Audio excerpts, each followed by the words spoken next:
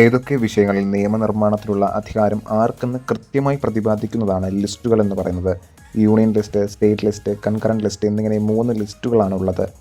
ഭരണഘടനയുടെ ഏഴാം പട്ടികയിലാണ് ലിസ്റ്റുകളെക്കുറിച്ച് പ്രതിപാദിക്കുന്നത്. ആർട്ടിക്കിൾ 246 246 ഏഴാം പട്ടികയിലാണ് ലിസ്റ്റുകളെപ്പറ്റി പ്രതിപാദിക്കുന്നത്.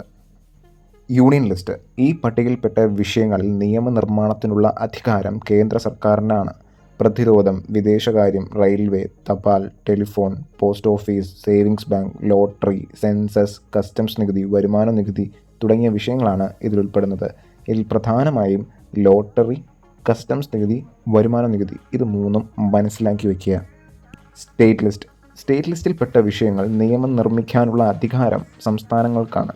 ക്രമസമാധാനം, പോലീസ്, ജയിൽ, ഫിഷറീസ്, പൊതുജനാരോഗ്യം, ഭൂനികുതി, കെട്ടിട നികുതി, ഗതാഗതം, തദ്ദേശ സ്വയംഭരണം, കാർഷികാദായ നികുതി, ഭൂനികുതി തുടങ്ങിയവയാണ് സ്റ്റേറ്റ് ലിസ്റ്റിലുള്ളത്.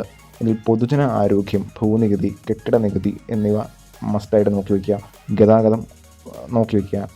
കാർഷിക ആദായ നികുതി ഇതൊക്കെയാണ് സ്റ്റേറ്റ് ലിസ്റ്റിൽ ഉൾപ്പെടുന്നത്. Concurrent list. കേന്ദ്ര സർക്കാരിനും സംസ്ഥാനങ്ങൾക്കും തുല്യമായി നിയമനിർമ്മാണത്തിന് അധികാരമുള്ള വിഷയമാണ് ഇതിലുൾപ്പെടുന്നത്.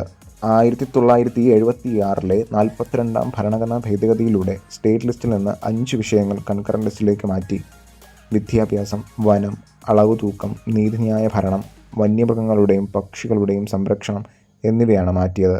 വൈദ്യുതി, വനം, വന്യജീവികളുടെയും പക്ഷികളുടെയും സംരക്ഷണം, വില നിയന്ത്രണം, നീതിന്യായ ഭരണം, സുപ്രീം കോടതിയും ഹൈക്കോടതിയും ഒഴികെയുള്ള ഭരണം, നീതിന്യായ ഭരണം, വിവാഹം, വിവാഹമോചനം, ക്രിമിനൽ നിയമങ്ങൾ കൺകറന്റ് ലിസ്റ്റിലുള്ളവയാണ്.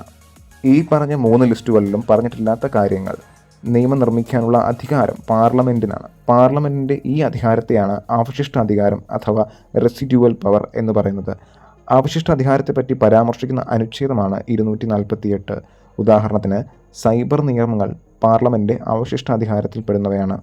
ഈ അവശിഷ്ടാധികാരം ഇന്ത്യ കടമെടുത്തത് കനേഡിയൻ ഭരണഘടനയിൽ നിന്നുമാണ്. നിലവിൽ യൂണിയൻ ലിസ്റ്റിൽ ഇപ്പോൾ 100 വിഷയങ്ങളാണുള്ളത്. തുടക്കത്തിൽ 97 വിഷയങ്ങളുണ്ടായിരുന്നു, പക്ഷേ ഇപ്പോൾ 100 വിഷയങ്ങളാക്കി. സ്റ്റേറ്റ് ലിസ്റ്റിൽ 61 വിഷയങ്ങളാണ് നിലവിലുള്ളത്. തുടക്കത്തിൽ 66 വിഷയങ്ങളുണ്ടായിരുന്നു.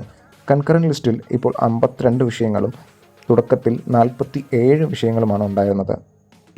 ഈ നൽകിയിരിക്കുന്നതൊക്കെയാണ് 3 ലിസ്റ്റുകളിലും ഉൾപ്പെടുന്ന പ്രധാന വിഷയങ്ങൾ.